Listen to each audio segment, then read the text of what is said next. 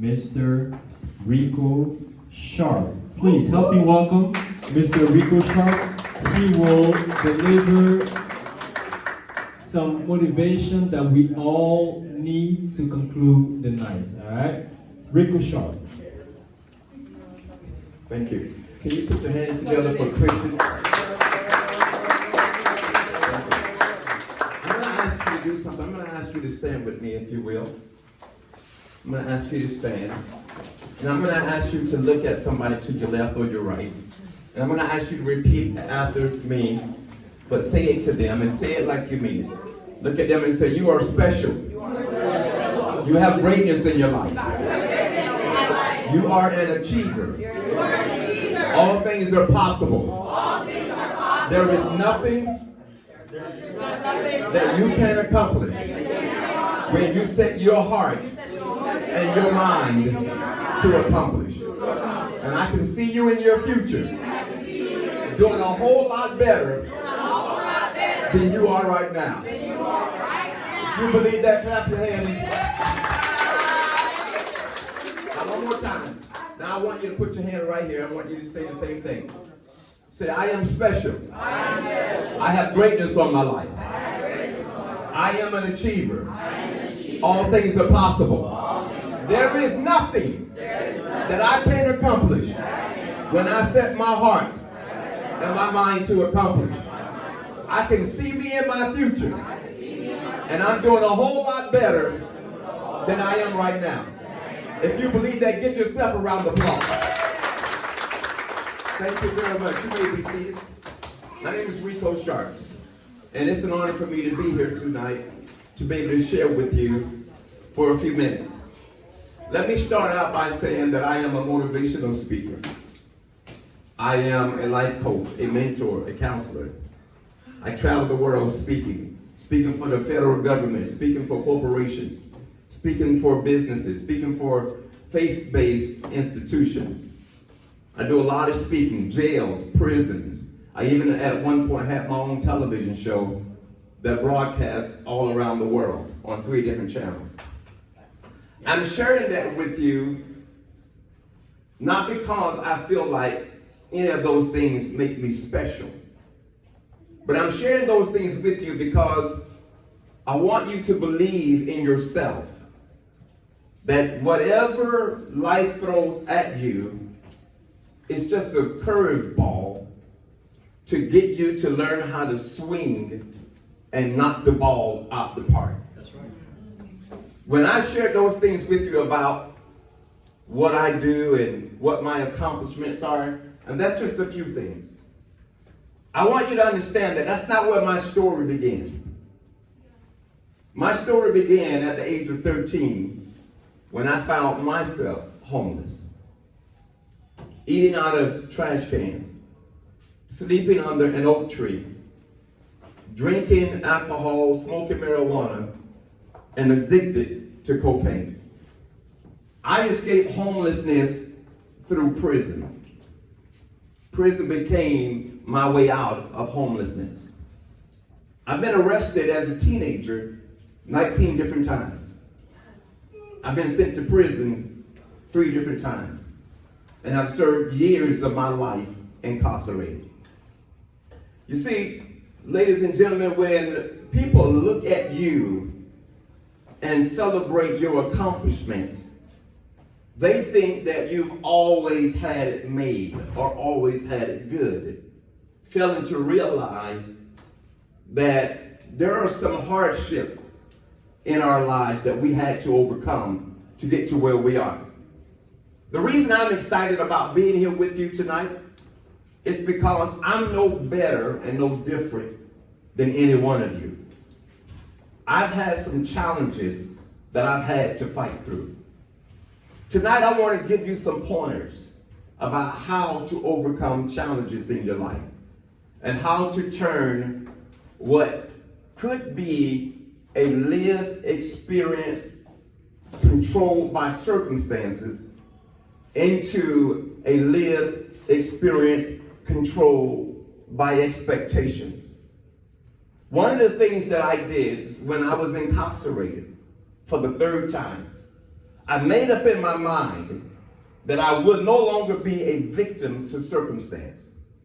I made a decision that I'm not going to spend the rest of my life going around this cycle, or going through this cycle of constantly being on drugs, constantly being incarcerated, feeling like a victim, feeling sorry for myself because I found myself homeless. I found myself addicted to drugs.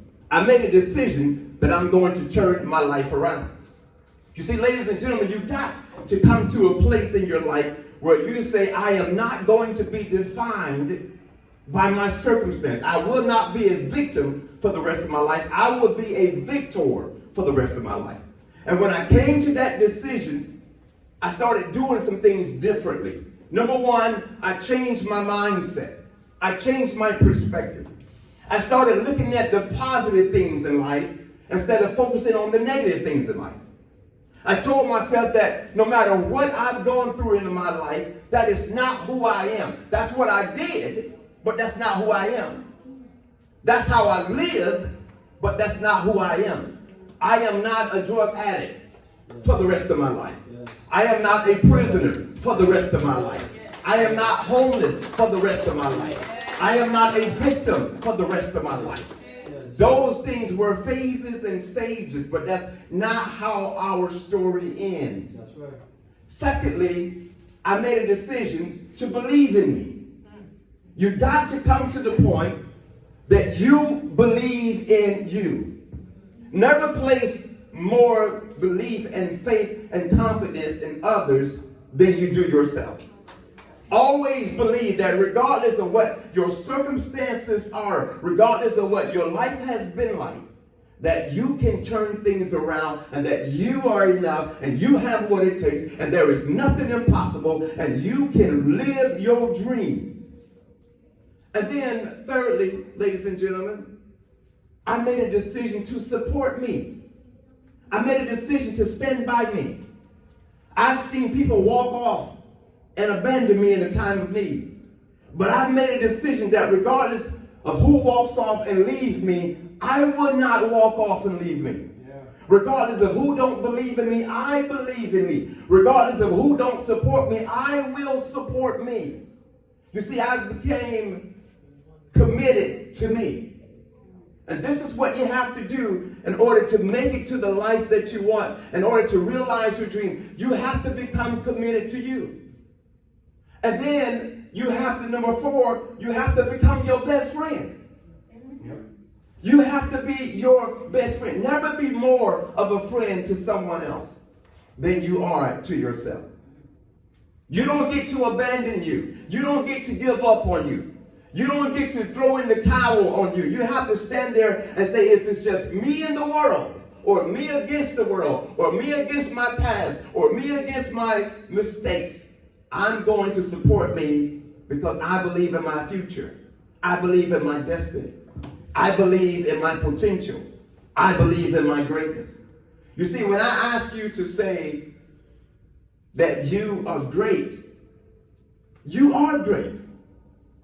You are great. I know that sometimes you look at your circumstance and you say, man, but I don't feel great.